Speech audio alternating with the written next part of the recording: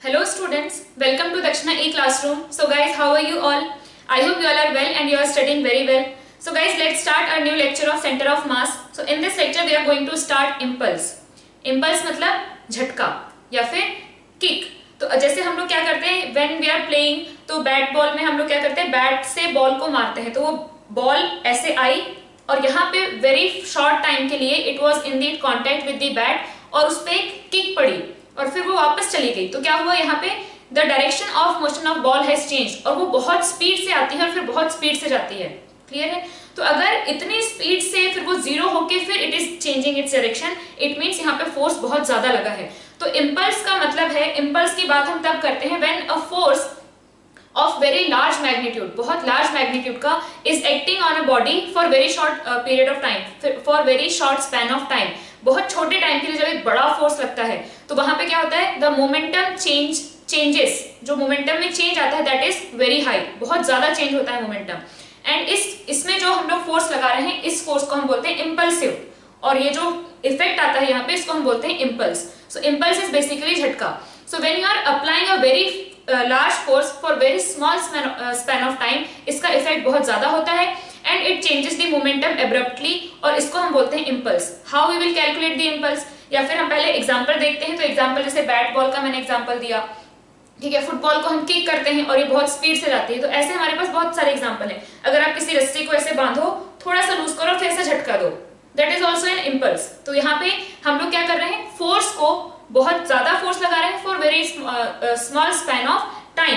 तो इसमें क्या होता है, जैसे if I throw a ball towards a wall, एक बॉल लिया हमने, उसको एक वॉल की तरफ फेंका विद स्पीड दी, बहुत स्पीड से फेंका मैंने. नाउ ये क्या करेगा, ये वापस आएगा.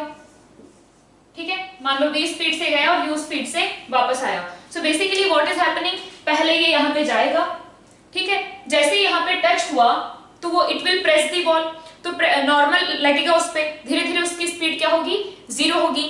अभी velocity is in this direction, धीरे धीरे the speed will become zero and then speed will be changed in this direction. Now इस डायरेक्शन में स्पीड आ जाएगी उसके पास, ठीक है. तो यहाँ पे क्या हो रहा है कि मोमेंटम पहले सारा का सारा इस डायरेक्शन में था, m into v, now it has become zero and then it has become mu, मतलब there is a large change in momentum.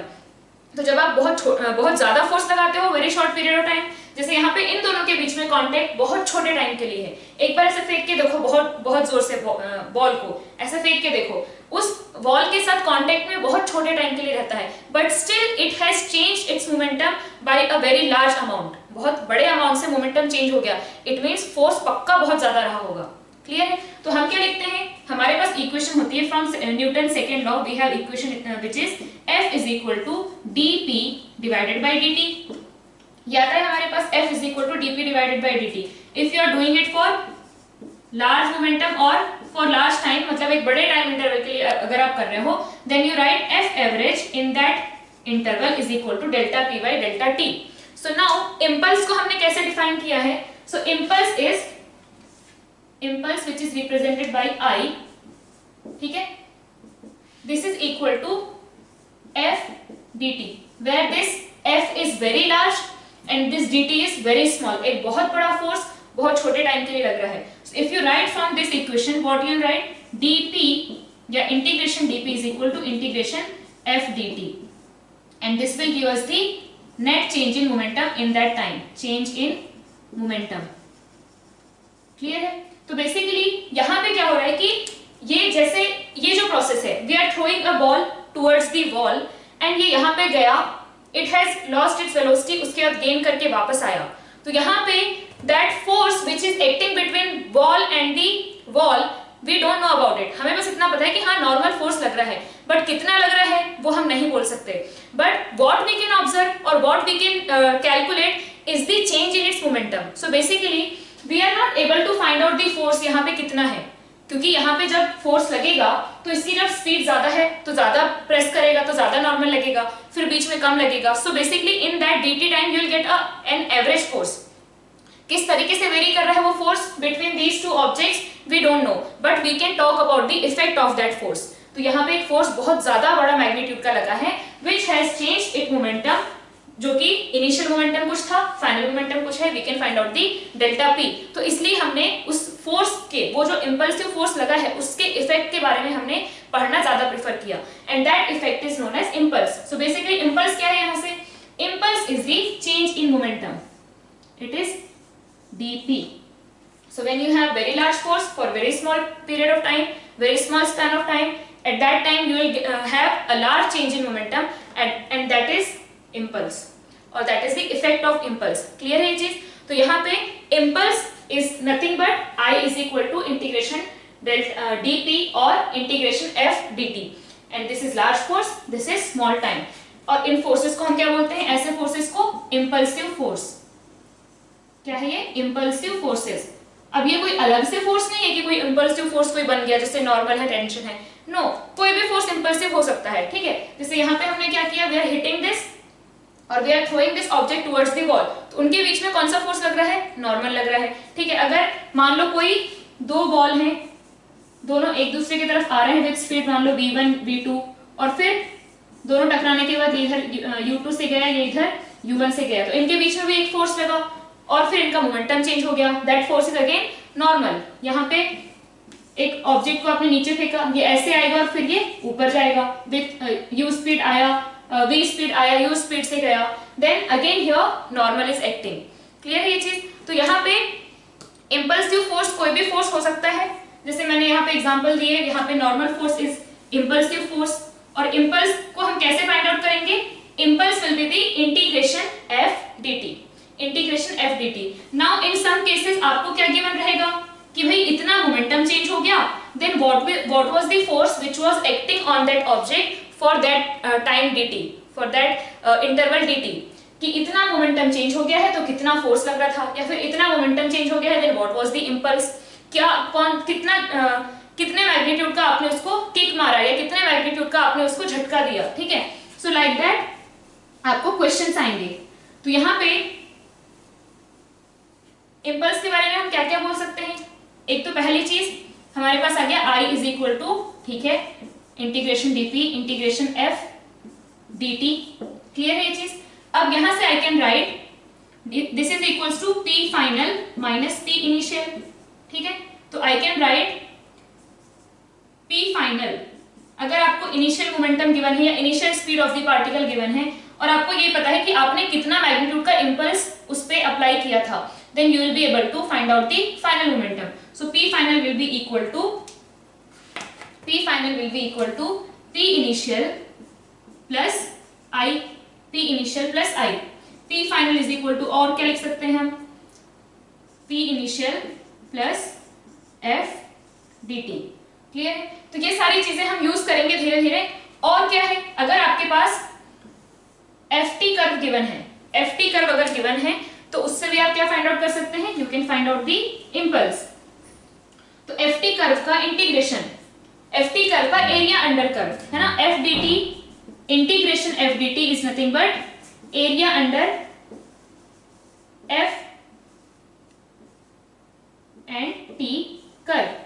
तो जब आप इंपल्स की बात करोगे तो इंपल्स के केस में we have a very large force for very small span of time. So कुछ इस तरह का ग्राफ आपको मिलेगा, है ना, कि यहाँ पे बहुत लार्ज मैग्नीट्यूड का फोर्स है, this is f, this is t, और बहुत लार्ज मैग्नीट्यूड का फोर्स है which is acting for, let's say this is t is equal to 1 and this is t is equal to 3 second. So it has acted for just 2 seconds, 2 second के लिए लगा है, and यहाँ पे क्या हो रहा है, बहुत लार्ज मैग्नीट्यूड का फोर्स लग रहा है। तो area under this curve will give us the impulse, ठीक है ना। तो आपको ऐसी एरिया गिवन होगा तो उसके अंडर जो एरिया अंडर दैट कर्व आएगा वो क्या देगा आपको, it will give us the impulse. So कोई भी अगर बड़ा फोर्स है, बहुत बड़ा फोर्स है, बड़े मैग्नीट्यूड का, and it is acting for very small time, वो इंपल्सिव फोर्स कहलाएगा। अब जैसे ये जो इक्वेशंस हैं, these all equations are valid when you have a small force also. अगर फोर्स का मैग्नीट्यूड छोटा है तो भी हम ये सब अप्लाई कर सकते हैं, बट आप इंपल्स तब बोलेंगे when we have large force for very small span of time. अगर आपके पास छोटा सा कोई फोर्स जैसे mg कांस्टेंट लग रहा है थ्रू आउट द प्रोसेस, तो उसको हम इंपल्स नहीं बोलेंगे। एक झटके में, मतलब एकदम थोड़े से टाइम के लिए लगा और बहुत बड़ा फोर्स लगा, तब हम इंपल्स की बात करते हैं, ठीक है। अब बाकी ये जो इक्वेशंस हैं आपके, these are all valid when you are talking about a force with small magnitude also. अब जैसे कई बार क्या होता है कि when there are impulsive forces acting on a body, और उस टाइम अगर कोई नॉन इंपल्सिव फोर्स लग रहा है, मतलब नॉन इंपल्सिव फोर्स मतलब छोटे मैग्नीट्यूड का force. So if we have impulsive forces as well as non impulsive forces acting on a body, तो नॉन इंपल्सिव फोर्स तो लगता रहेगा आराम से, छोटा होगा और बड़े टाइम के लिए लगता रहेगा, एंड जो इंपल्सिव फोर्स है वो तुरंत आएगा और फिर चला जाएगा, क्योंकि उसका जो टाइम होता है that is very small.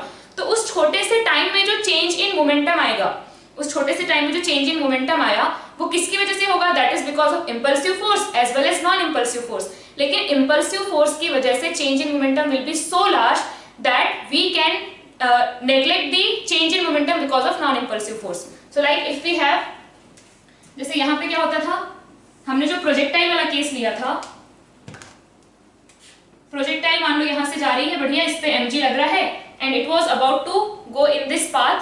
Suddenly इनके बीच में कुछ केमिकल रिएक्शन की वजह से कुछ फोर्स लगा और वो एक झटके में ऐसे टूट के बिखर गए, है ना, और now the particle has broken into two parts. तो अब इसमें क्या है, इन दिस केस जो आपके पास यहाँ पे जो फोर्स लगा वो तो mg लग रहा है, दैट इज नॉन इंपल्सिव, और इन दोनों के बीच जो फोर्स लगा था दैट इज इंपल्सिव। तो यहाँ पे जो impulsive force, non impulsive force जो है उसकी वजह से कोई चेंज इन मोमेंटम नहीं आएगा, क्योंकि इनकी वजह से, इंपल्सिव फोर्स की वजह से जो चेंज इन मोमेंटम होगा that will be so large, क्योंकि इसका भी मोमेंटम चेंज हो गया, इसका भी मोमेंटम चेंज हो गया। यहाँ पे पहले क्या था, पहले there was one particle with certain velocity, now we have two particles with two different velocities, तो momentum of these two bodies have changed, ठीक है, इन दोनों का चेंज हो गया, ठीक है, सेंटर ऑफ मास की वेलोसिटी यहाँ पे वही रहेगी, तो यहाँ पे इन दोनों का जो मोमेंटम है वो चेंज हो गया है। बट अगर आप यहाँ पे बात करो तो उनके जो, इनका जो इंपल्सिव फोर्स लगा है उनकी वजह से जो चेंज इन मोमेंटम आएगा, और यहाँ पे जो non impulsive force that is mg उसकी वजह से चेंज इन मोमेंटम आएगा, तो नॉन इंपल्सिव वाला change in momentum will be very small और उसको हम नेग्लेक्ट कर सकते हैं। इसका मतलब in presence of impulsive force, in presence of impulsive force we can neglect the change in momentum because of non impulsive force. In the presence of impulsive forces we can neglect the change in momentum because of non impulsive force, क्योंकि वो force इतना छोटा है impulsive forces के comparison में कि उसकी वजह से change in momentum बहुत ही स्मॉल होगा, ठीक है, तो यहाँ पे that can be neglected. Now here impulsive forces are internal, यहाँ पे क्या है, impulsive forces are internal, इसने इस पे लगाया, इसने इस पे लगाया, and that's why यहाँ पे चेंज इन मोमेंटम नहीं हो रहा था, क्योंकि नॉन इंपल्सिव फोर्स का change in momentum will B negligible, और यहाँ पे इंपल्सिव फोर्स की वजह से जो चेंज इन मोमेंटम आएगा, तो for this complete system impulsive force is internal and that's why we were able to conserve the momentum. तो आप ये रीजन भी दे सकते हो कि जो नॉन इंपल्सिव फोर्स है उसका change in momentum is insignificant, और जो इंपल्सिव फोर्स है दे आर इंटरनल। तो अब यहाँ पे कंजर्वेशन ऑफ मोमेंटम हम लगा सकते हैं, ठीक है। और जो दूसरा रीजन था वो क्या था कि भाई फोर्स तो कांस्टेंट ही है सिस्टम पे, पहले भी mg था, अभी भी mg है, force is constant on this system, तो यहाँ पे जब पहुंचेगा तो टूट के पहुंचे, मतलब टूटा हुआ पहुंचे, या कंप्लीट एक बॉडी पहुंचे, वो तो यहाँ पे वेलोसिटी उतनी होनी है सेंटर ऑफ मास की, क्योंकि सेंटर ऑफ मास तो वही फॉलो करेगा जो पहले फॉलो कर रहा था, बिकॉज उसके लिए सिचुएशंस चेंज नहीं हुए हैं, उस पे फोर्स, उसका acceleration have not changed, so यहाँ पे we can conserve the momentum. So when you have impulsive as well as non-impulsive force at certain instant, the change in momentum because of non-impulsive force can be neglected because they are insignificant if we compare it to the change in momentum because of impulsive forces. Clear है? अब इसमें एक ऐसी example कर लो, उसके बाद फिर हम लोग क्वेश्चन सॉल्व करना शुरू करेंगे। So let's say कि एक ऑब्जेक्ट है जो कि 5 मीटर पर सेकेंड की स्पीड से 5 मीटर पर सेकेंड की स्पीड से it is approaching towards ground और फिर रिफ्लेक्ट होके जाएगा, ठीक है। तो अब यहाँ पे हमने माना कि दिस एंगल इज 37 डिग्री, ठीक है, या फिर मान लो कि it is hitting the ground at an angle 53 degree. Clear है? अब यहाँ पे क्या है, ये जब आ रहा है तो इसकी वेलोसिटी इस डायरेक्शन में कितनी है, इसके हम कंपोनेंट निकाल सकते हैं ना, इधर और इधर। So in this direction velocity will be, इस डायरेक्शन में कितना आ जाएगा, 5 cos 37 या 5 sin 53, so it will be 4 metre per second, and in this direction it will be 3 metre per second, ठीक है। फाइनली आपको गिवन है कि it's velocity is in this direction 4 metre per second and is in this direction 3 metre per second. Then find out the impulse. Then find out the impulse and force applied by the surface. And force applied by the surface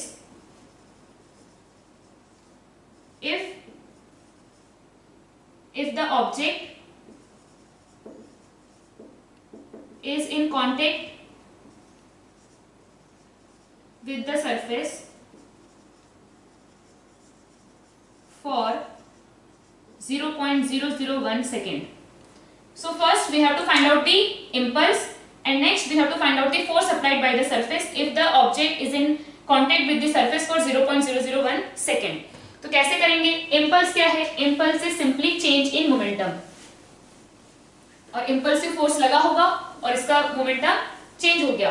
तो यहाँ पे if you see तो x में पहले speed कितनी थी 3 metre per second, बाद में स्पीड कितनी है 3 मीटर पर सेकेंड। क्लियर है? और ये कितना आएगा? अगर यहाँ पे 3 है यहाँ पे 4 है ना, ये गिवन है। Finally it is moving with 3 and 4, तो 3 4 मतलब बाद में 5 मीटर पर सेकेंड से जा रहा है।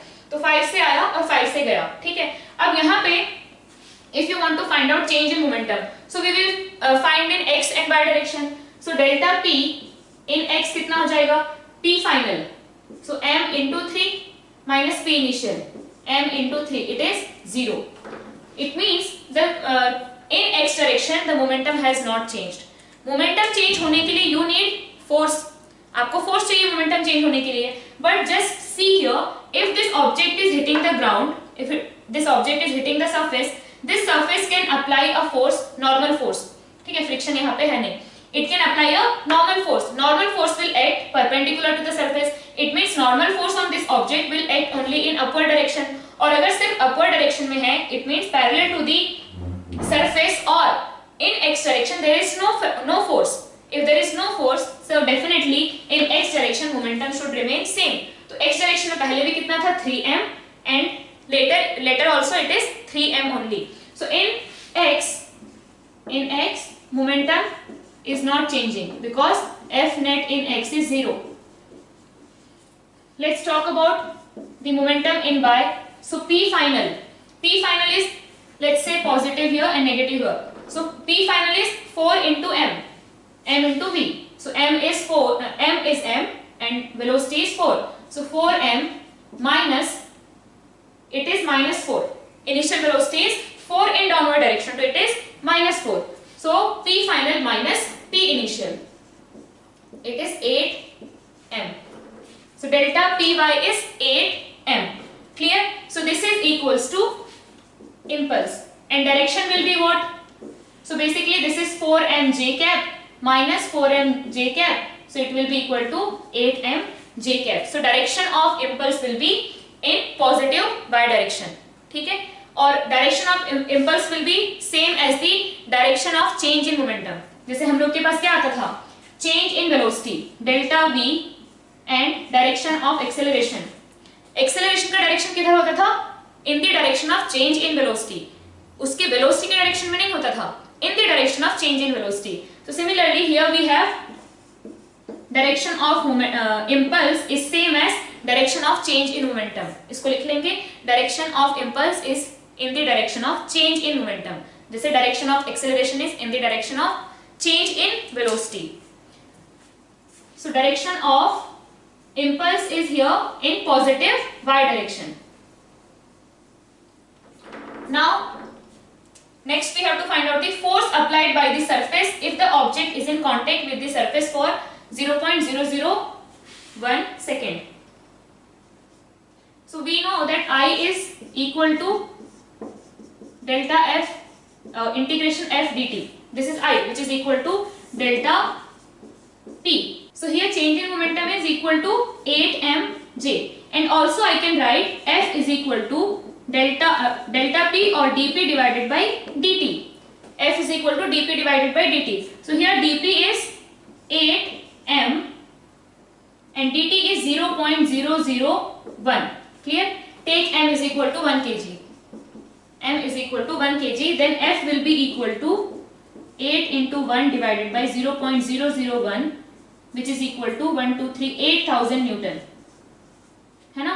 So for this small span of time is 0.0001 second. इसको हम लोग क्या बोल सकते हैं? If we don't know exactly about the force, तो हम लोग क्या बोल सकते हैं कि उस टाइम इंटरवल में एक एवरेज फोर्स लगा था which is equal to this much. तो हम यहाँ पे क्या लिख सकते हैं? F average is equal to delta P by delta T.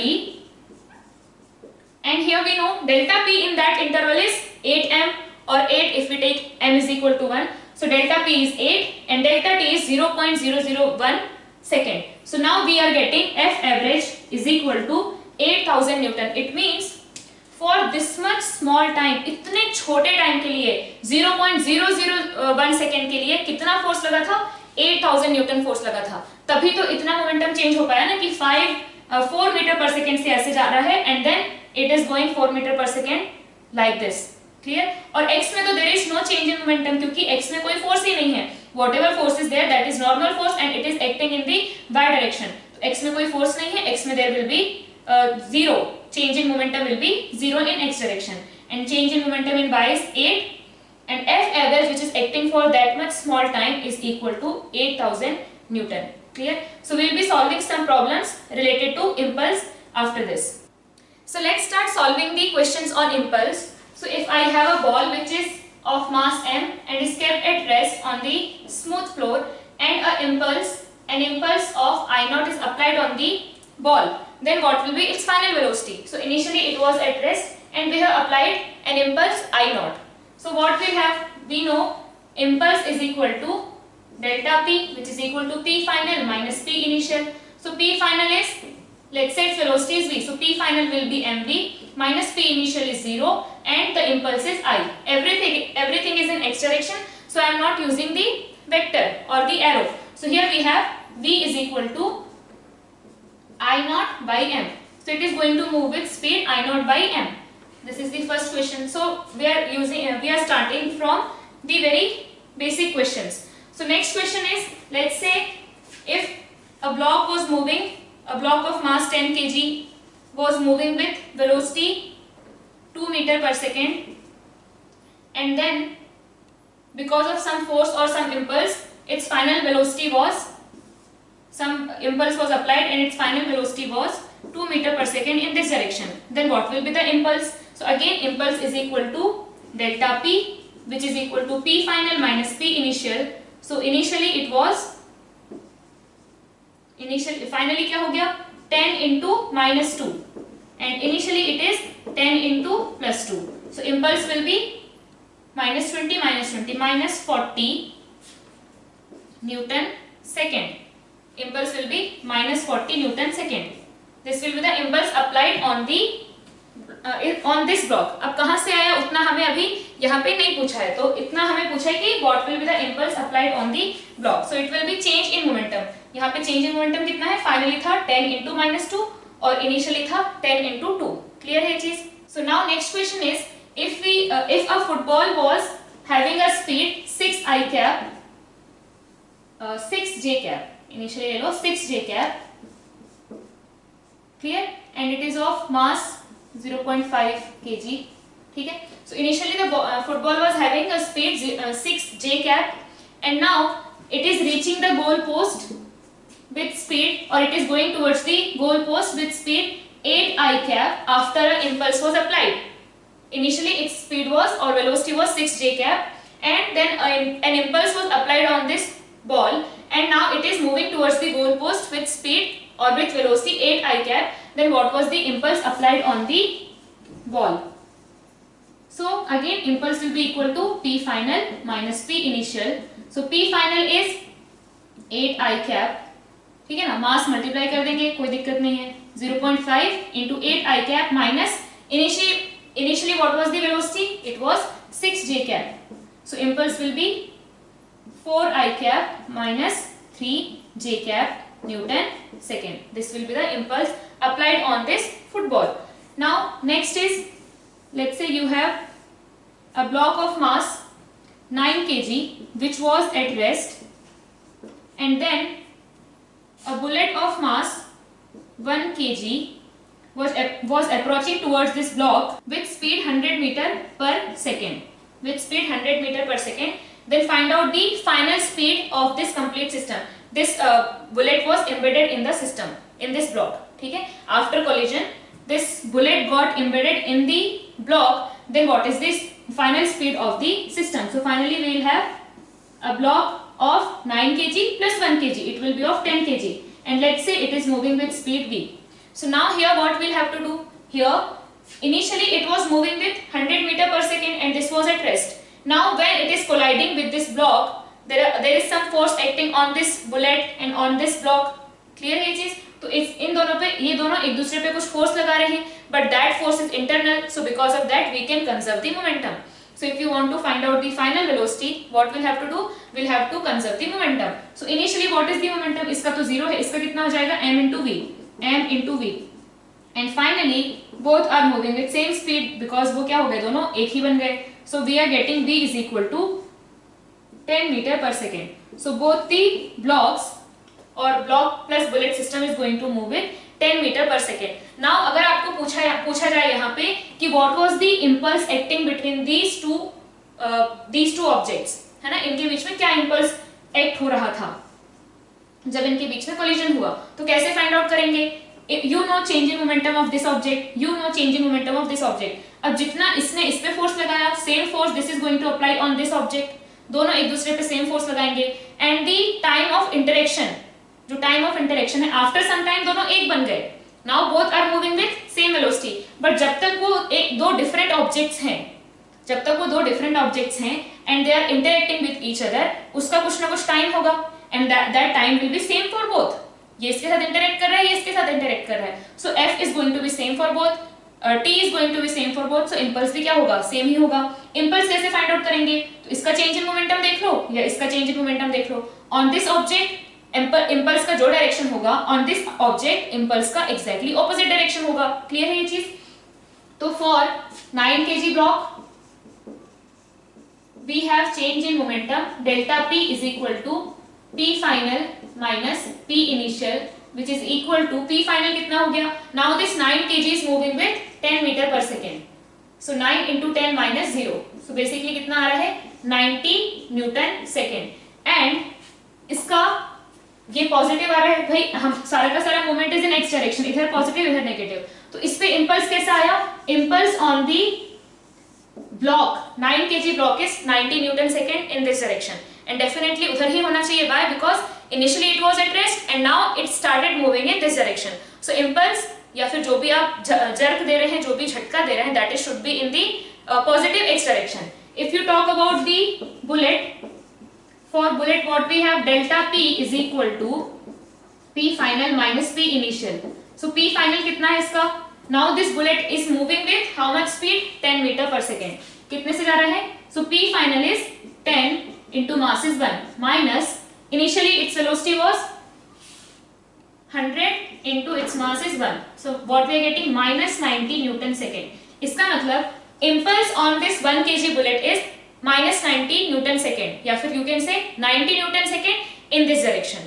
Clear है चीज? कितना आ रहा है? 90 newton second. तो 90 newton second in this direction. तो हुआ भी है, it's initially its velocity was 100 meter per second. Finally कितनी बच गई? 10 मीटर पर सेकेंड रह गई यहाँ पे. क्लियर है ये चीज? तो इंपल्स दोनों पे कैसा लगेगा? Magnitude will be same for both. एक और चीज यहाँ पे हम लोग ऑब्जर्व करेंगे. This is 1 kg and 100 metre per second.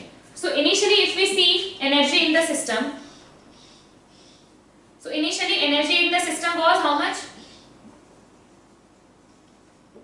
So initially it was having some kinetic energy. कितना था? Half into m into v square. And finally kinetic energy कितना है? फाइनली तो कोई पोटेंशियल एनर्जी नहीं है, there is only kinetic energy. Initially था half m v square, half into 1 into 100 square, and kinetic energy final is half m. कितना हो गया? अब 10 kg मास है into वेलोसिटी इज 100. ठीक है, तो यहाँ पे कितना आ रहा है? वेलोसिटी इज 10, सो 10 का स्क्वायर 100, 10 स्क्वायर. सो कितना आ रहा है? ये 1000 डिवाइडेड बाय 2 मतलब 500 joule. And initially kinetic energy कितना था? ये 1 2 3 4 divided by 2, so it was 5000 joule. इसका मतलब इनिशियली काइनेटिक एनर्जी 5000 जूल था, finally kinetic energy is only 500 joule. इसका मतलब जब भी आपके यहाँ पे कोलिजन जब होते हैं, ठीक है, ये कोलिजन हुआ तो यहाँ पे क्या है, एनर्जी का लॉस हो गया। ये कंप्लीटली ये बुलेट जब इसमें अटैच हो गया, इसको हम पढ़ेंगे कोलिजन में, इन इलास्टिक कोलिजन, तो यहाँ पे we can see that energy is not conserve. Collision जब हुआ, कुछ हीट में कुछ साउंड में एनर्जी लॉस हो चुका है। सो कुछ केसेस में एनर्जी कंजर्व होती है, that cases also we are going to study in collision, but कुछ केसेस में एनर्जी का बहुत सारा लॉस हो जाता है। सो यहाँ पे there is a loss of energy, तो यहाँ पे हम लोग एनर्जी कंजर्व नहीं कर सकते फॉर दिस सिस्टम, ठीक है, ये हमें ध्यान रखना है, हम लोग यहाँ पे एनर्जी कंजर्व नहीं कर सकते। ऑल्सो अगर आपको कोई ग्राफ गिवन है, मान लो लेट्स से अ ब्लॉक और a particle of mass 2 kg having initial velocity 2 meter per second, mass is equal to 2 kg and initial velocity is equal to 2 meter per second, applied by a force for 2 seconds, and that force is represented like this, then what is the final velocity of this block or this particle, what will be the final velocity of this particle? So अभी क्या है, initially its speed is 2 metre per second, ठीक है, और उस पे हमने एक फोर्स लगाया, सारा का सारा x में है, x में वेलोसिटी है, और ये फोर्स लग रहा है वो भी x में है, तो हमने क्या फोर्स लगाया, हमने कुछ फोर्स लगाया फॉर 2 सेकेंड्स, ठीक है। तो यहाँ पे इंपल्स क्या आएगा, भाई हमें पता है कि P फाइनल हमारे पास आता है, P final is equal to P initial plus impulse, और इंपल्स कहां से आता है, P initial plus impulse is F dt, F dt मतलब एरिया अंडर Ft कर, तो क्या आप ये एरिया निकाल सकते हो, yes, this area is half into 2 into 40, so this is basically 40 newton second. So now we have P initial is 4 plus impulse is 40 is equal to P final, P final मतलब mass into V final, so V final कितना आ जाएगा हमारे पास, 44 divided by 2, that is 22 metre per second will be the final velocity. तो ये तो बहुत ही सिंपल क्वेश्चंस थे हमारे पास, एकदम सिंपल क्वेश्चन है। इंपल्स पे इतना इंपल्स लगाया, इतना फोर्स लगाया, what will be the final velocity, what will be the final momentum. अगर एम्बेडेड हो गए यहाँ पे, if one mass is getting attached with the another mass, then वहां पे क्या हो जाएगा, फाइनल वेलोसिटी कितनी हो जाएगी। तो ये सारा हम लोग किए हैं, अभी इस पे हम और डिफिकल्ट क्वेश्चन धीरे धीरे हम लोग बढ़ाते जाएंगे। So next question is, a bullet is moving towards the 9 kg block and mass of bullet is 1 kg. It is moving towards 9 kg block with 100 meter per second. So we have to find out what will be the maximum compression in the spring. So now in this case we have to see step by step. So here when this bullet will hit this 9 kg block and it stays inside the 9 kg block. After that, up to that moment, this spring is not going to realize anything कि आसपास कुछ हुआ है. So now this 1 kg bullet will hit this block and it will stay inside the block. उस moment पे can we conserve the momentum, यहाँ पे feel हो सकता है कि यहाँ पे तो एक फोर्स लगाएगा विच विल बी एक्सटर्नल, लेकिन जस्ट आफ्टर द हिटिंग या फिर at the moment of hitting, the instant at which these two are interacting, it is applying a force on this block and this block is applying a force on the bullet. So the forces are internal. So just before the interaction or just before the bullet hits the block and just after hitting the block we can conserve the momentum because तब तक इसमें force नहीं आएगा, spring lazy होता है, it will realise a little later. तो यहाँ पे we can conserve the momentum. So initially momentum was 1 into 100 and finally these two, this plus this are going to move with same velocity. वो velocity क्या होगी, can we find out, yes. So initially हम लोग को यहाँ पे क्या करना है, कंजर्वेशन ऑफ मोमेंटम। इनके बीच में इंपल्सिव फोर्स लग रहा है, बिल्कुल इनके बीच में इंपल्सिव फोर्स लग रहा है बिकॉज सडनली इसकी स्पीड बहुत कम हो जाएगी, जब वो अंदर चला जाएगा 9 kg ब्लॉक के, उसकी स्पीड अचानक से बहुत कम हो जाएगी, इट्स स्पीड विल इंक्रीज। सो यहाँ पे एक इंपल्सिव फोर्स लग रहा है विच इज, कौन सा नेचर है उसका, इट इज नॉर्मल फोर्स है इनके बीच में जो कि इंपल्सिव है, बहुत लार्ज फोर्स होगा और वो कैलकुलेट भी कर लेंगे हम लोग। तो यहाँ पे हम लोग कैलकुलेट करेंगे, if we conserve the momentum for these two bullet plus block system, लिख लो यहाँ पे bullet plus block system. So what we can write, P final is equal to P initial. P final is equal to P initial. So P initial कितना है, पहले P final लिख लेते हैं, तो it is 10 into V. Let's say कि ये दोनों मिलके 10 kg बन गए, now they are moving with V velocity. So 10 into v is equal to 100 into 1. So final velocity आ गई हमारे पास 10 metre per second. Final velocity आ गई 10 metre per second. It means now this block, this plus this 10 kg block is moving with 10 metre per second. ठीक है. अब यहाँ पे हम लोग क्या कर सकते हैं कि 10 kg ब्लॉक जो है पूरा ये मिलके 10 kg बन गया. Now it is moving with 10 metre per second. अब मैक्सिमम कंप्रेशन कब होगा? ये अपना आराम से जाता जाएगा. It will keep on compressing और उस स्प्रिंग में फोर्स जनरेट हो जाएगा. That will apply a force on the block in opposite direction. Its velocity is gradually decreasing and now at an instant the velocity of 10 kg block will become 0. और जब वो 0 हो जाएगी उसके बाद क्या होगा? उसके बाद it will become negative because constantly a force is acting on the block in this direction. तो पहले उसकी वेलोसिटी 0 होगी और फिर पहले डिक्रीज होगी फिर 0 होगी and then it will reverse its direction. तो हम क्या चाहते हैं? We want to find out the maximum compression. Maximum compression कब होगा? When it is having a 0 velocity because before this instant it was moving in this direction. After this instant it is going to move away and once it will start moving away compression will start decreasing. So when velocity of 10 kg is 0 x will be maximum, compression will be maximum. और what you can say कि भाई अब यहाँ पे ये सारा का सारा स्मूथ है. अब इस पूरे सिस्टम इन दोनों के बीच में इंटरेक्शन हुआ, वहां पे डेफिनेटली एनर्जी लॉस हुआ होगा. यहाँ पे जो भी एनर्जी थी in this system, no energy, some kinetic energy. Some part of that kinetic energy will get lost when they are interacting with each other. But once they have interacted, we have found out final velocity. After that, there is no loss. उसके बाद ये चुपचाप अपना जाएगा और ये oscillate करता रहेगा because the surface is smooth. तो after this interaction, after we have found out this velocity, now we can conserve the kinetic energy or mechanical energy in the system. Not kinetic energy, mechanical energy in the system. क्योंकि इसकी kinetic energy इसकी potential energy में convert होगी, फिर potential energy kinetic energy में convert होगी and this will keep on happening. ठीक है. तो now after this instant, after finding out the final velocity of the 9 kg plus 1 kg system, now we can conserve the mechanical energy. तो उससे भी आप बोल सकते हो कि भाई जो सिस्टम में कंप्लीट काइनेटिक एनर्जी थी, सिस्टम मतलब दिस प्लस दिस, इसमें जो कंप्लीट काइनेटिक एनर्जी थी, if this complete kinetic energy gets converted into the potential energy of the spring, उस टाइम क्या होगा? we will have maximum compression. क्योंकि maximum compression या maximum deformation मतलब maximum energy. ठीक है. तो यहाँ पे अगर वो कंसेप्ट लगाओ तो क्या आएगा? half mv square is equal to half kx square. ऐसे. या फिर क्या बोल सकते हैं हम कि भाई इसकी ये maximum compression कब होगा? जब इसकी velocity हो गई 0. अगर इसकी velocity 0 हो गई मतलब इसकी kinetic energy 0 हो गई. कहाँ गई सारी की सारी?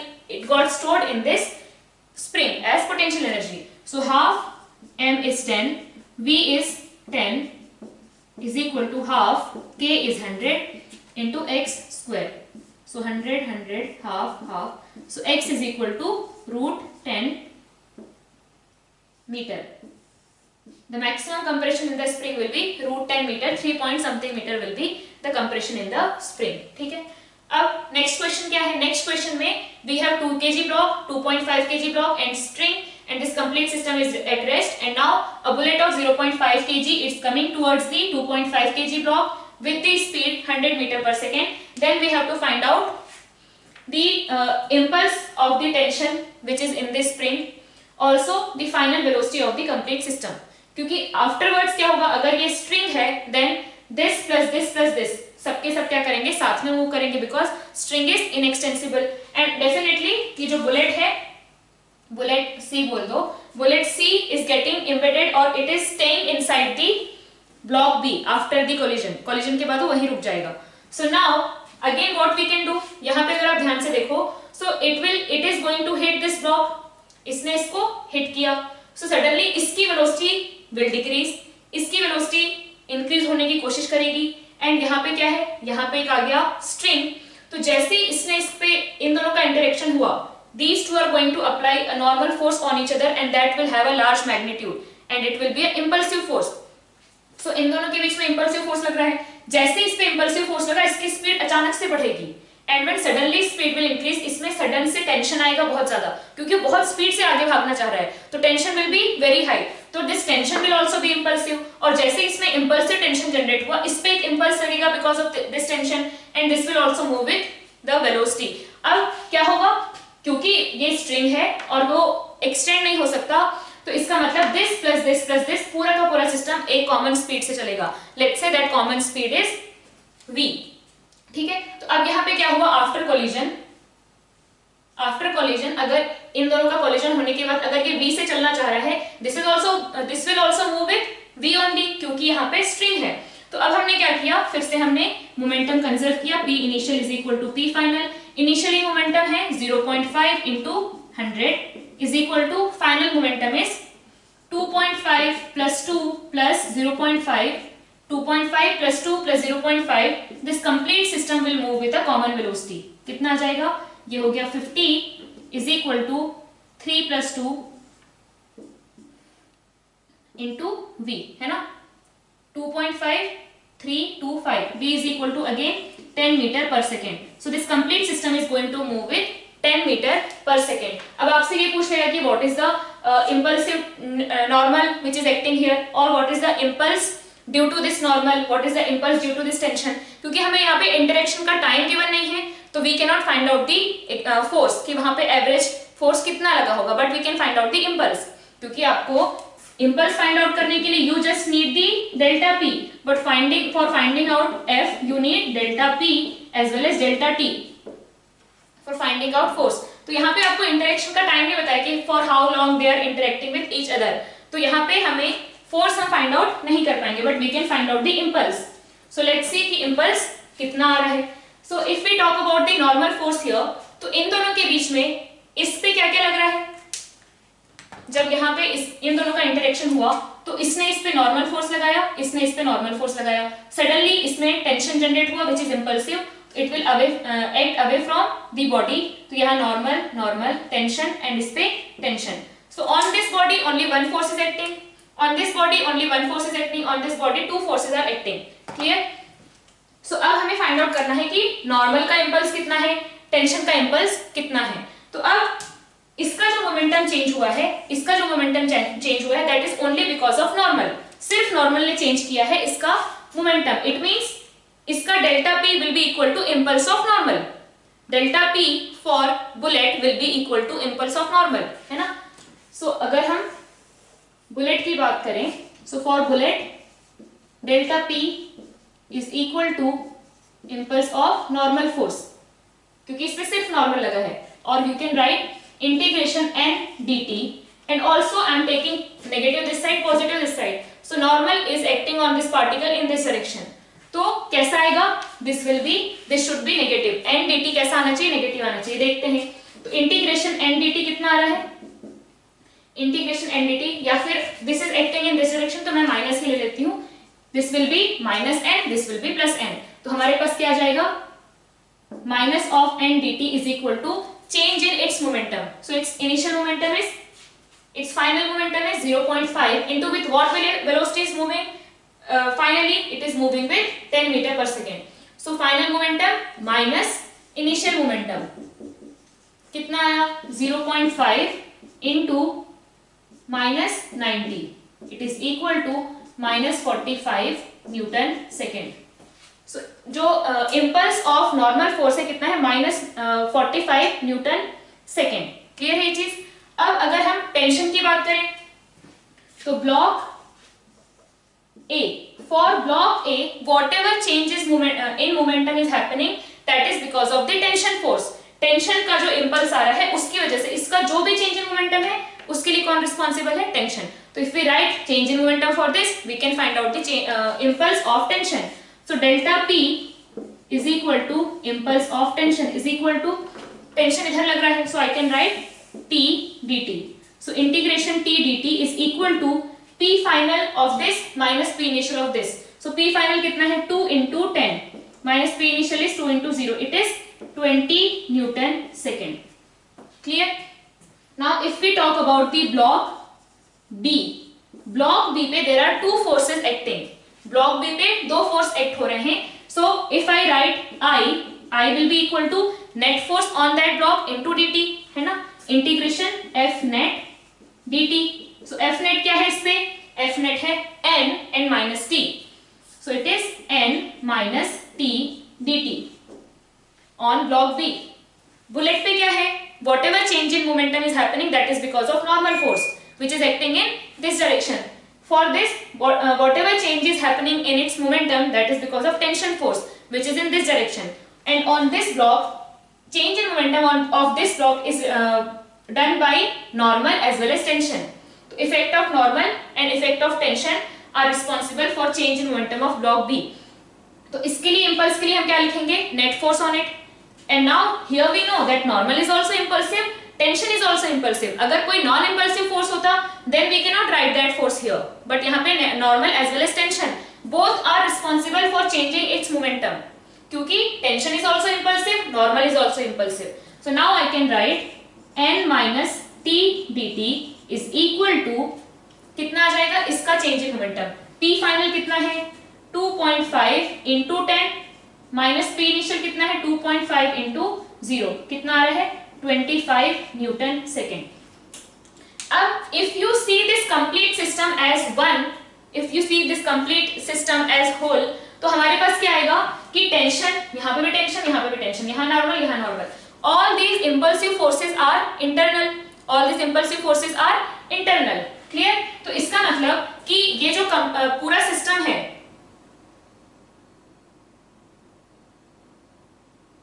For this complete system, momentum will be conserved. जो कि हमने एकदम शुरू में किया था. For this complete system, momentum will be conserved. Final momentum is equal to initial momentum. अगर पूरे complete system के लिए momentum conserved है, इसका मतलब जो impulse का net effect आएगा, impulse is change in momentum, and for this complete system, momentum is not changing. इसका मतलब impulse should be zero. Impulse is nothing but change in momentum. Impulse is delta p.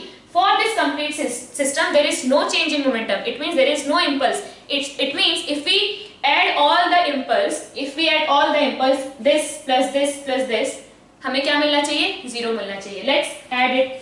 तो यहाँ पे क्या है minus n dt plus t dt plus n dt minus t dt. ठीक है, ये तो जीरो आ गए. Now add its value. तो क्या आया था minus n dt is minus 45 Newton second, है ना, minus 45 Newton second plus t dt is 20 Newton second plus n minus t dt is 25 Newton second. ओहो, very nice. We are getting 20 plus 25, 45 minus 45 0. मतलब कि जो net impulse है, net impulse on this system, complete system is zero. Net change in momentum of this complete system is zero. हाँ, definitely there are impulsive forces on this as well as this. So there are impulsive forces on individual objects, but net impulse on the system is zero. That's why the conservation of momentum can be applied. Clear है? और यहाँ पे हम देख भी पा रहे हैं, इस पे नॉर्मल इधर, इस पे नॉर्मल इधर. इसका change in momentum is only because of this. Change in momentum in this only because of this. Change in momentum of this block is because of n as well as t. Clear है चीज? So these two problems are done.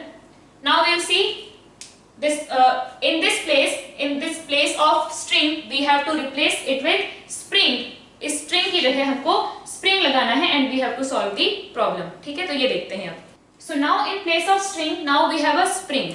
So if we see the case of spring, this bullet will hit this block, but in case of string, because it is inextensible, immediately tension will act in the string and both the blocks 2 kg as well as this 2.5 plus 0.53 kg are going to move with same velocity. But when we talk about spring is little lazy. It will take time to realize that something has happened in the neighborhood. So what will happen? This will get embedded in the block and now we can conserve the momentum for these two system, है ना. क्या हो सकता है यहाँ पे, जैसे हमने 9 kg plus 1 kg वाले में किया था, what we did, we have conserved the momentum because immediately the tension in this spring is not going to get developed. Immediately नहीं होगा. So we can conserve the momentum कि पहले the bullet is coming with some velocity and now the complete system bullet plus this block will move with some different velocity. So यहाँ पे हम इसमें momentum conserve करेंगे and after that what will happen?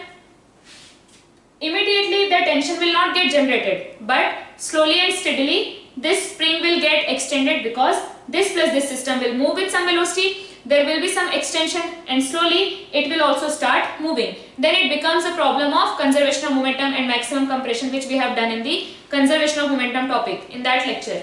So that is also we are going to find out what will be the maximum extension in the spring. So basically what is happening after the conservation of momentum and all, its initial velocity is 0. Its initial velocity will be something which we are going to calculate, and then this object is moving faster. It is not moving at all initially. So because it is moving faster, extension will happen, and when both the blocks are moving with same velocity, at that point extension will be maximum, which we have done in the in lot of problems. So now here we will conserve the momentum. So we will conserve the momentum for these two blocks, क्योंकि when they are going to interact, उस time पे this force will not come into picture immediately. So we can calculate the final speed of this plus this system. So P final is equal to P initial. So P initial कितना है? It is 0.5 kg into 100 meter per second is equal to 2.5 plus 0.5. It is 3 into V final. So यहाँ से हमारे पास आ गया V is equal to 50 by 3 meter per second. So this system is going to move. This system will start moving with 50 meter per second in this direction. Now its initial velocity is 0. अब ये सब भूल जाओ. Now its velocity is 0. Its velocity is 50 by 3 meter per second. Now we want to find out the maximum deformation or maximum elongation in the spring. Maximum elongation in the spring कब होगा? When both the blocks will move with same velocity. Again conservation of momentum लगाओ. अब ये इसके अंदर fix हो गया. अब हमें कोई ये दोनों तो एक ब्लॉक बन गए. नाउ कंजर्वेशन ऑफ मोमेंटम हम क्यों लगा सकते हैं? Because whatever force will act between these two blocks, that is internal. उनके बीच में स्प्रिंग फोर्स होगा, but that is again internal. We can again conserve the momentum. तो अब क्या आएगा हमारे पास? दोनों ब्लॉक्स सेम वेलोसिटी से मूव कर रहे हैं, तो 2.5 plus 0.5 it is 3 plus 2. So 5 into V is equal to 3 into 50 by 3. Initially it was 3 kg and it was moving with 50 by 3. So now we have V is equal to 10 meter per second. 10 meter per second. और यहाँ पे इसमें maximum extension कितना आएगा? Maximum extension के लिए क्या करेंगे हम लोग? We will conserve the energy. तो पहले क्या था? पहले it is moving with 50 by 3. Finally both are moving with 10 meter per second and some energy will get used in the potential energy. So loss in kinetic energy is equal to gain in potential energy. So loss in kinetic energy कैसे निकालें? So initially we have half into 3 into 50 by 3 square minus finally we have half into this plus this plus this 5 into 100 V square is equal to half into K into X square. So यहाँ से हमारे पास आएगा 2500 by 3 minus 500 is equal to 100x square. So यहाँ से हमारे पास ये भी cancel हो गया. 25 minus 15 by 3 it is 10 by 3 is equal to x square. So x is equal to root 10 by 3. Clear है ये चीज? तो हमारे पास जो maximum extension in the spring आएगा that will be root 10 by 3 meters. root 10 by 3 meters. So this question is also done.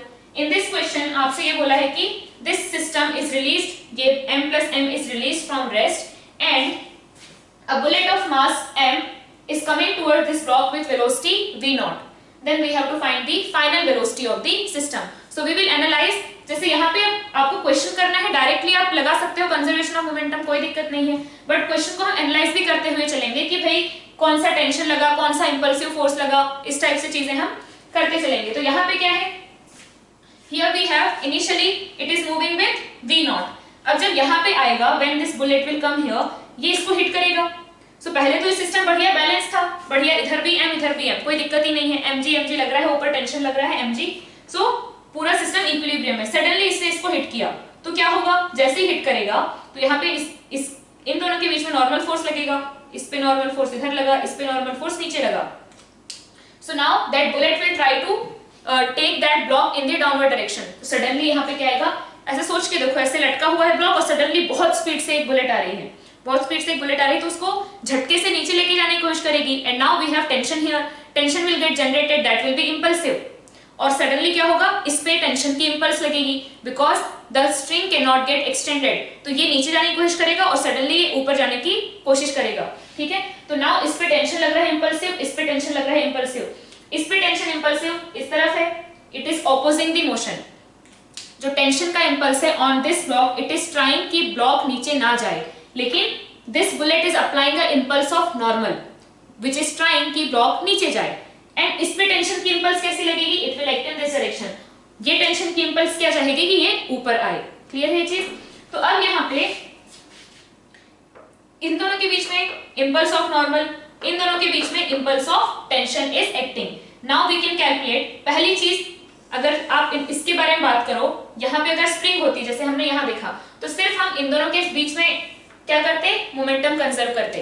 But हमने जब स्ट्रिंग वाला केस किया था, in case of string we were conserving the momentum of complete system, क्योंकि वहां पे तुरंत जैसे इन दोनों के बीच में नॉर्मल का इंपल्स एक्ट हुआ, इमीडिएटली टेंशन का इंपल्स भी आ गया। Now you can not ignore that impulse.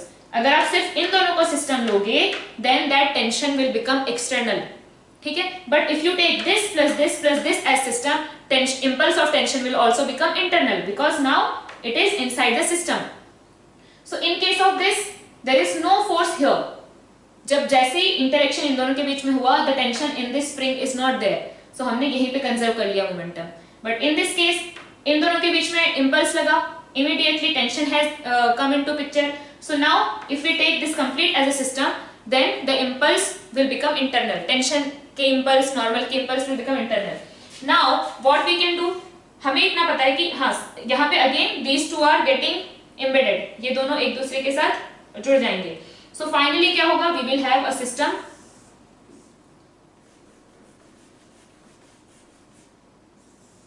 here m and here we have 2m and it will move down with v, it will move up with v.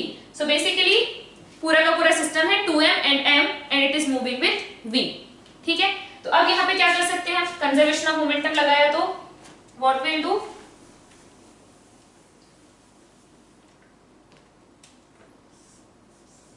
To M it is moving with v down, v up. So finally p initial is equal to p final लगाया। अब p initial क्या था, इधर हमने लिया positive. ठीक है, तो पहले क्या था, इसको आप ऐसे ओपन करके देखो। So now initially a bullet of mass m was going in this direction with speed v, and finally we have a system of mass 3m, 2m plus m which is moving in this direction with v. So what I can write, initially m into v naught is equal to finally 3m into v. पूरा का पूरा system, this 3m is moving in this direction with v. So final velocity हमारे पास आ जाएगी v naught by 3. So this complete system is going to move down with speed v final is equal to v naught by 3.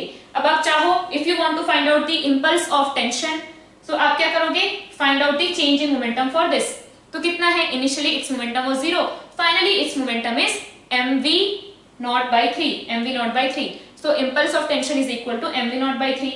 Impulse of normal, so first here initially its momentum was normal की अगर आप बात करो तो for bullet the change in momentum is only because of normal. So initially it was mv naught and finally it is mv naught by 3. So what will be the impulse of normal, it will be 2 mv naught by 3. तो ये तो अब हम कर ही सकते हैं। और सारी impulse का सम, impulse of this tension, impulse of normal, सबका सम कितना आना चाहिए, it should be 0, because अगर आप यहाँ पे देखो तो there is no net change in the momentum of the system. अब यहाँ पे और एक चीज क्या थी, इन पे mg फोर्स भी लग रहा था, mg फोर्स भी लग रहा था, but that force is non impulsive, तो उसकी वजह से चेंज इन मोमेंटम ऐसे भी इनसिग्निफिकेंट होगा। तो यहाँ पे इसमें अगर हम बात करें तो हमने क्या किया, we have conserve the momentum. Clear है ये चीज, just at the instant of hitting. इसके बाद so write your next question, we have a block of mass, block और ball of mass m and a string of length, इसकी जो original length है it is 5 metre, but now it is in the slack condition, और अभी ये distance कितना है, 4 metre. तो 4 मीटर में we have a string of length 5 metre, तो डेफिनेटली थोड़ी सी कैसी है, स्लैक है, स्लैक कंडीशन में। And here we have a mass 4m and we are providing it a velocity of 10 metre per second, इसको हमने 10 मीटर पर सेकेंड की वेलोसिटी प्रोवाइड की।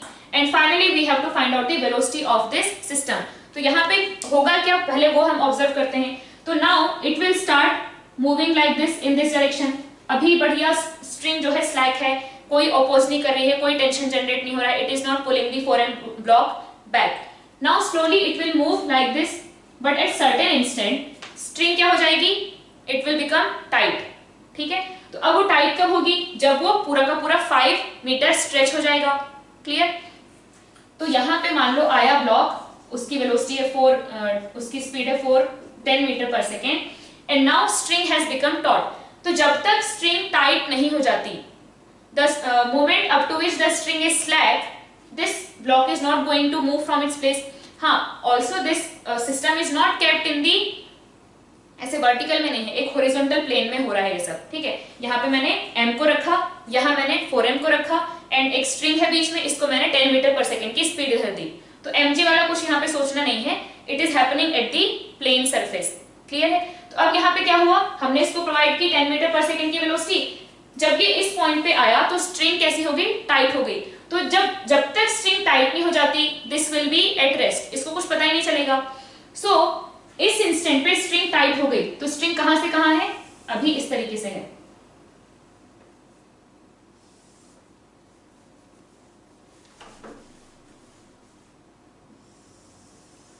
ठीक है, स्ट्रिंग ऐसी है और ये नाउ इट इज 5 मीटर। अब स्ट्रिंग जो है अब टाइट हो चुकी है, now it is not slack. So if this is 4, this is 5, then this length will be 3 metre, है ना। अगर ये 4 है, ये 5 है, तो डेफिनेटली दिस विल बी 3। और if this is 3, then can you find out this angle. हाँ, बिल्कुल निकाल सकते हैं। ये एंगल कितना हो जाएगा, इट विल बी 37 डिग्री। ये एंगल कितना हो गया, 37 डिग्री। अब यहाँ पे बात यह है कि the moment at which the string becomes tight, बढ़िया आराम से 10 मीटर पर सेकेंड से 4m was moving, there was no restriction from anywhere, string was slack, आराम से it was moving with 10 meter per second. But the moment at which string has become tight, जैसी tight हुई, what it will do, it will try to stop the 4m mass, वो 4m मास को आगे जाने नहीं देगा। तो सडनली ऐसे सोच के देखो कि हमने कुछ स्पीड दी और सडनली स्ट्रिंग टाइट हुई, तो उस टाइम क्या होगा, इसमें अचानक से इंपल्स आएगा, एक झटका टाइप का आएगा, and this will also start moving, this will also start moving. ऐसे सोच के देखो, ये एक रखा हुआ है, ये एक रखा हुआ है, हमने वेलोसिटी दी, अभी आराम से जा रहा है, अचानक से यहाँ पे स्ट्रिंग टाइट हो गई, तो it wants to move further, string is inextensible, so यहाँ पे टेंशन जनरेट होगा, suddenly it will gain velocity. Clear है ये चीज। नाउ एक बात ये बताओ कि if we talk about m, in which direction it is going to gain the velocity. भाई जिस डायरेक्शन में फोर्स लगेगा उसी डायरेक्शन में वेलोसिटी आएगी, कोई तीसरे डायरेक्शन में तो नहीं आ जाएगी। सो इसके पास एक वेलोसिटी आएगी इन this direction, let's say it is v, इस डायरेक्शन में इसके पास एक वेलोसिटी आएगी, let's say it is v। अब हमें ये पता है कि अब जो स्ट्रिंग है वो ऐसे बन गई है एट दिस इंस्टेंट, जिस इंस्टेंट पे tension has come into picture and it is impulsive, अचानक से आया, सॉरी दिस इज 37 डिग्री ना, 37 डिग्री, ये m है, ये 4m है, तो इस इंस्टेंट पे इसके पास एक वेलोसिटी आएगी और इस डायरेक्शन में इस पे टेंशन लगना शुरू होगा और इस डायरेक्शन में टेंशन लगना शुरू होगा। क्लियर है ये चीज। Now one more thing, because tension is acting in this direction और वेलोसिटी इसकी है 10 metre per second in this direction, ठीक है, this tension can decrease only the, or this tension can affect only the velocity in this direction. अब हमें ये पता है कि this angle is 37 degree, this angle is 53 degree. तो now what we'll do, the velocity, the component of velocity of 4m in the direction perpendicular to the direction of tension will be unaffected. क्योंकि इस instant पे tension is acting at an angle 37 degree with vertical. And it can change only the component of velocity which is in this direction. जिस direction में force है उसी direction में velocity को वो चेंज कर सकता है, उसके परपेंडिकुलर डायरेक्शन में उसका कोई कंट्रोल नहीं है। सो इस कंपोनेंट, ये कंपोनेंट कितना आएगा, 10 का जो ये कंपोनेंट आएगा it will be 8 metre per second and this component will be 6 metre per second. So this 6 metre per second will remain unaffected. ठीक है, और हम ये फॉरएवर की बात नहीं कर रहे हैं, we are just talking about the instant at which the tension will come into picture. We are just talking about the instant eight which tension will come into picture, उसके बाद तो ठीक है, उसके बाद जो भी होगा देखा जाएगा, वो हमें देखना ही नहीं है, हमारे काम का ही नहीं है वो, ठीक है। तो हमारे काम का ये है कि just the instant at which tension has come into picture, उस टाइम क्या होगा, ये component of velocity will get affected, this component will not get affected, और इस पे भी it will gain a velocity in this direction. Now we know that the length of the string cannot get extended, length of the string extend नहीं हो सकता, ठीक। तो यहाँ पे पहले just before the tension has come into picture, क्या situation थी कि 10 मीटर पर सेकेंड से जा रहा है and it is making 53 degree, हाँ, tension is making 37 degree with vertical, this is 37 degree. अब क्या हुआ, टेंशन पिक्चर में आया, तो just before the tension has come into picture, speed क्या थी, इधर 6 इधर 8, ठीक है। अब जैसे टेंशन यहाँ पे लगा तो हमें इतना पता है कि this string can not get extended, इसका मतलब अगर आप along the length of the string, along the length of the string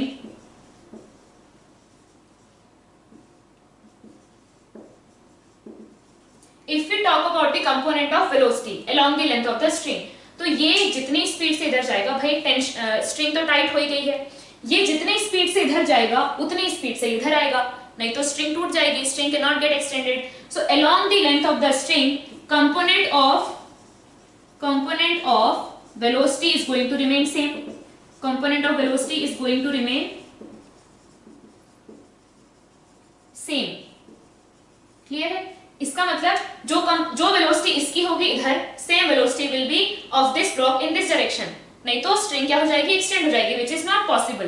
तो अब जो दिस ब्लॉक 4m मास जो है उसकी इस डायरेक्शन वाली वेलोसिटी तो 6 मीटर पर सेकेंड ही रहेगी, but now we are talking about the instant just before the tension has come into picture and just after the tension has come into picture. तो just before क्या था, इसकी speed थी 6 इधर और 8 इधर, और जस्ट आफ्टर क्या होगा, तो यहाँ पे क्या है, इसकी स्पीड है 6 metre per second in this direction and 8 meter per second in this direction, and just after the tension has come into picture,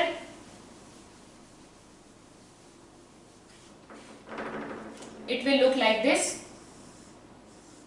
इस साइड इसकी स्पीड होगी v और इसकी भी स्पीड होगी v, ठीक है। this is m, this is 4m, and ये तो it will remain unaffected, ठीक है। तो just before, जब ये स्ट्रिंग जस्ट टाइट हुई थी 8 और 6 था, इंपल्सिव फोर्स जैसे ही लगा, it will gain some velocity, it will lose some velocity, क्योंकि इस पे इधर टेंशन लगा, इस पे इधर टेंशन लगा, tension is like this on this mass and tension is like this on this mass. तो यहाँ पे पहले इसके पास 8 थी, but because tension is acting, some velocity will get reduced, it will gain some velocity, and we know कि इन दोनों की वेलोसिटी इस डायरेक्शन में तो सेम होनी चाहिए।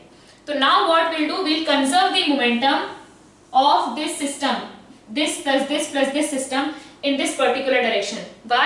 Because tension is acting in this direction and it is acting on both and it has become internal force. So now we can conserve the momentum in this particular direction. तो अब यहाँ पे initial momentum क्या था? It is mv, not mv.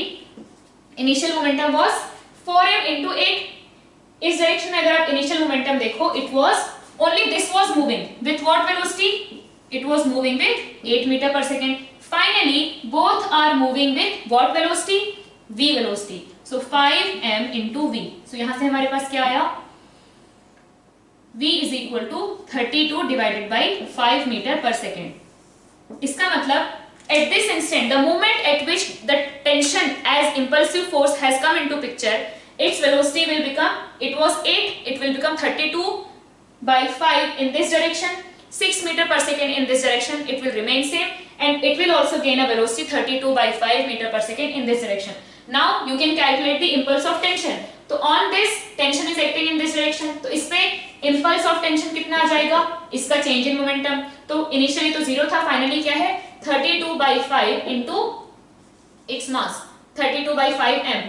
इस पे क्या है, tension is acting in this direction, so minus t dt will be equal to how much, P final minus P initial. So P final कितना है, 4m मास बाहर निकालो, P final is 32 by 5 minus initial is 8, कितना आ जाएगा 4m into, it is minus 8 by 5, तो यहाँ से क्या आ गया minus 32m by 5. So it is plus 32 m by 5, it is minus 32 m by 5. Definitely because this is internal force, इस direction में आपका मोमेंटम नेट कंजर्व होगा, जो कि हमने यहाँ पे किया है. We have conserved the momentum. And also from here we can see if you add the total impulse in this direction, it is 0. And if total impulse is 0, इसका मतलब delta p is 0, it means momentum has not changed. तो impulse का जो sum है on this plus this कितना आना चाहिए? 0 आना चाहिए, और 0 आ भी रहा है. ठीक है. So next हम लोग अगला प्रॉब्लम देखते हैं. So now here we have a mass of 3 kg which is attached like this with another pulley and mass system. ठीक है. And this is 2 kg. This complete length is 5 meter and this length is 2.5 meter. This length is 2.5 meter. Here we have pulley. Now this system is released and we have to find out the final velocity of system. This system is released. So basically what is going to happen? This is 2.5. So this will also be 2.5 because this total is 5. Now this object will, अभी तो क्या है, string बढ़िया अपनी slack condition में है, there is no tension at all, बढ़िया सब शांति से है. It is released. Now क्या होगा? यहाँ पे सरफेस नहीं है. This object will move down. ये नीचे आएगा, यहाँ पे आएगा, यहाँ पे जब आएगा, so this string is of what length? 5 meter. So the moment it will come at this point, the string will become of length 5 meter and it will become tight. तुरंत क्या हो जाएगी? It will be taut and then the tension will, वो बढ़िया नीचे जा रहा था अपना. When it will come at this point, it will gain some velocity क्योंकि यहाँ पे उसके पास कुछ potential energy है. यहाँ जब आएगा, it will have some kinetic energy. So it will have some velocity. It will try to move down, but suddenly because of tension वहाँ पे impulsive force आएगा. जैसे वो नीचे जाने की कोशिश करेगा झटके से, because of this string उस पे एक झटका लगेगा. That is impulse of tension, and that impulse of tension will appear here also. And then because this string is inextensible, both the blocks, this plus this, will move with a same velocity, a common velocity. So after some time, the picture will be something like this. So this 3 kg block has come at this point. This 3 kg block has come at this point, and it have gained some velocity. कुछ velocity आ गई कि उसके पास velocity कैसे निकालेंगे? So initially कितनी height travel करके आ रहा है? अगर आप इसको reference point मान लो, so it was at what height? It was at 5 meter height from here. 5 meter height पे था, ठीक है? तो potential energy is equal to kinetic energy. यहाँ पे जो potential energy है is equal to kinetic energy here. So we will have m into g into h is equal to half into m into v square. So from here we are getting v is equal to 10 meter per second. So here it has velocity 10 meter per second. अब जैसे यहाँ 10 meter per second I, it is trying to move further, but tension has appeared. ठीक है. अब इस complete system को लोगे तो इस पे टेंशन इधर लग रहा है, इस पे टेंशन इधर लग रहा है, तो this tension is now internal force. So at that moment we can conserve the momentum. उस मोमेंट पे हम conservation of momentum लगा सकते हैं. तो अब यहाँ पे क्या होगा? It was trying to move with 10, but tension का impulse आ गया, and now these two blocks will move with a common velocity like this. ये v dash से इधर जाएगा और ये v dash से ऊपर जाएगा. यहाँ पे इस पे इधर टेंशन लग रहा है, इस पे इधर टेंशन लग रहा है. So if we conserve the momentum, what we'll get? Initial momentum is 3 into 10, and final momentum is 3 plus 2, 5 into v dash. So v dash कितना आ गया हमारे पास?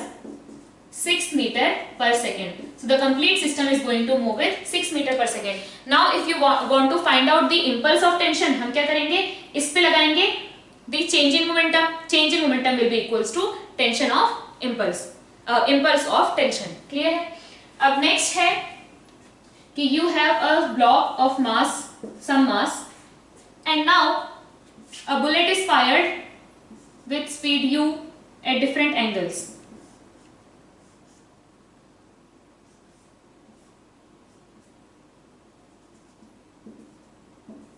So this is theta.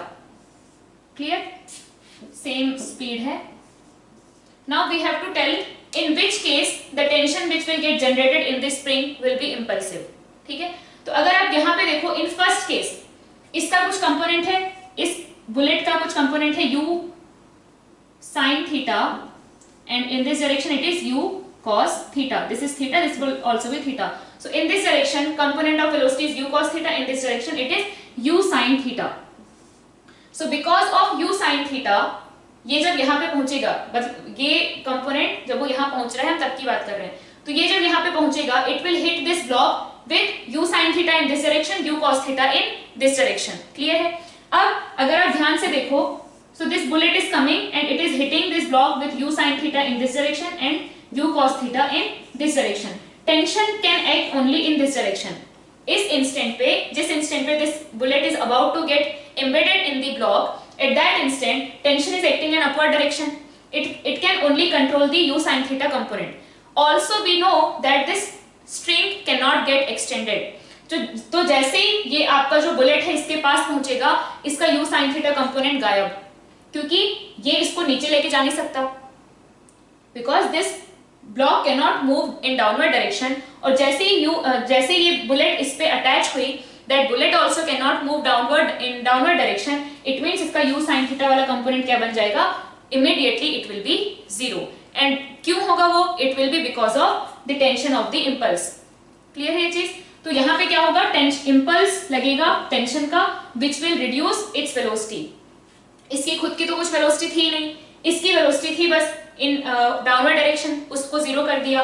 सो यहाँ पे इंपल्स ऑफ टेंशन क्या काम कर रहा है? Impulse of tension is working on this plus this system, and what it is doing? It is trying to reduce its momentum. इसका मोमेंटम कितना था? It has changed its momentum. इसका momentum तो वाई डायरेक्शन में change हुआ ही नहीं है, पहले भी जीरो था, अभी भी जीरो है. It is not moving anywhere in Y direction. तो अब इसने क्या किया? इस टेंशन ने सिर्फ इसके वाई डायरेक्शन वाले मोमेंटम को जीरो किया है. तो t dt is equal to क्या आ जाएगा? Final momentum is zero, initial momentum was mu sin theta. अगर बुलेट का मास भी m है, so initial momentum was mu sin theta. ठीक है, मैंने इधर पॉजिटिव ले लिया और इधर नेगेटिव ले लिया. सो initial momentum p final is zero, p initial is mu sin theta. So p final minus p initial. Clear है? और यहाँ पे हमारे पास टेंशन कैसा लग रहा है? ऊपर लग रहा है, तो ये आ जाएगा माइनस t dt.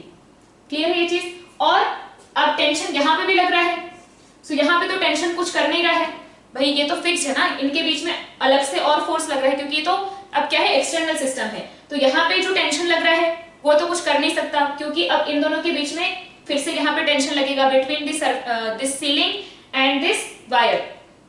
तो यहाँ पे टेंशन ने क्या काम किया है? टेंशन ने इस मोमेंटम को, बुलेट का जो डाउनवर्ड डायरेक्शन वाला मोमेंटम था, उसको जीरो कर दिया. Clear? Now let's talk about the horizontal component. So horizontal component में हॉरिजॉन्टल डायरेक्शन में there is no force at all. This tension can act only in vertical direction. तो when this will interact with this block, if we talk about the X direction में initial momentum क्या था? mu cos theta. And now whatever force is there, इन दोनों के बीच में एक एक्स डायरेक्शन में फोर्स है, एक वाई डायरेक्शन में फोर्स है. क्लियर है ये चीज? तो इन दोनों के बीच जो फोर्स लगेगा वो तो इंटरनल ही हो गया, तो उसके बारे में हमें डिस्कस करने की जरूरत ही नहीं है. For this plus this system the forces are internal and there is no external force in X direction. So in X direction we can conserve the momentum. If we conserve the momentum, बाद में क्या होगा? सोच के देखो, अगर यहाँ पे कोई ब्लॉक ऐसे लटका हुआ है, उसको अगर हम हिट करते हैं, ऐसे टेढ़ा भी अगर हिट करते हैं, तो it will move like this, because this string it cannot move in this direction, it can move only perpendicular to the length of the string. क्योंकि ये ऐसे इसका लेंथ इंक्रीज हो ही नहीं सकता, so it can have only a component of motion in perpendicular to the length of the string. ये ऐसे ही जा सकता है. तो मैंने मान लिया कि पहले क्या था? bullet of mass m was coming with u cos theta, this is m, and फिर दोनों मिले और दोनों फिर जाने लगे इधर b से. at this point एकदम ऐसा मूवमेंट उनका हुआ इस तरीके से, perpendicular to the length of the string. तो हम क्या लिखेंगे? P initial is equal to P final. तो P इनिशियल कितना है? mu cos theta is equal to, इसको अगर कैपिटल M ले लें, take it as capital M, तो m plus m into v which is final velocity. तो हमारे पास आ जाएगा v is equal to mu cos theta divided by m plus m. So basically in this case the tension is impulsive. उसको नीचे झटका दे रहा है ना, the bullet is coming towards the block और उसको नीचे झटके से लेके जाने की कोशिश कर रहा है. तो impulse यहाँ पे जो आएगा वो कैसा होगा? जो टेंशन आएगा कैसा होगा, इंपल्सिव होगा। If you talk about this case, इस केस में अगर आप बात करो, this bullet is not trying to take the block in downward direction. इस केस में तो ये डाउनवर्ड डायरेक्शन में उसको लेने की कोशिश नहीं कर रहा है, आराम से, जो इंपल्सिव टेंशन नहीं आएगा, टेंशन आएगा but it will not be impulsive, क्योंकि it is not trying that object to take in downward direction. ये बस क्या चाह रहा है कि ये ऐसे आए और इसको फिर ऐसे लेके जाए, विच इज पॉसिबल, आराम से हो सकता है, उसके लिए इंपल्स की जरूरत नहीं है। तो जब ऐसा मूवमेंट होगा, it will not be a impulse, एक झटका नहीं होगा, ये tension will get generated but it will not be impulsive. तो यहाँ पे आप क्या करोगे, you can conserve the momentum because again there is no net force in X direction, so mu is equal to m plus m into v, जो कि हमने एकदम शुरू में किया भी था कि कितनी वेलोसिटी होनी चाहिए कि it will complete the circle.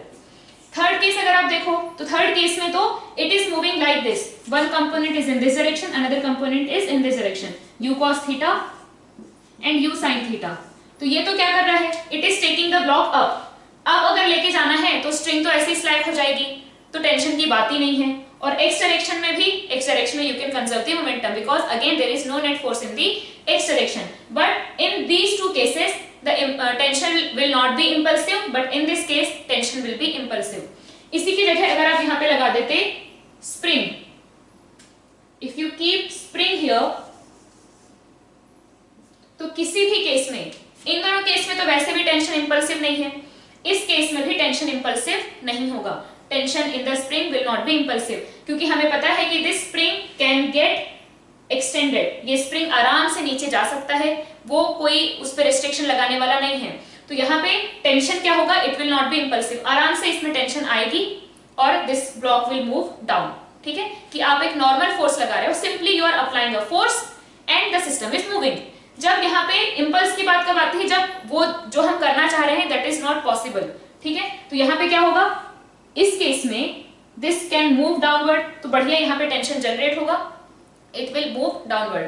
But in the previous case, उस केस में क्या था, यहाँ पे एक झटका लगेगा because it can not move down and immediately because of that tension और इंपल्सिव टेंशन, जो mu sin थीटा वाला कंपोनेंट था इसके मोमेंटम का, इट विल बिकम जीरो। तो इंपल्स के बारे में काफी सारी चीजें हमने जानी है and we have solved many problems on the topic of impulse. Now in next lecture we will start a new topic which is collision, जिसमें बहुत सारा theoretical part भी है. So we will start our next topics in the next lecture. Thank you.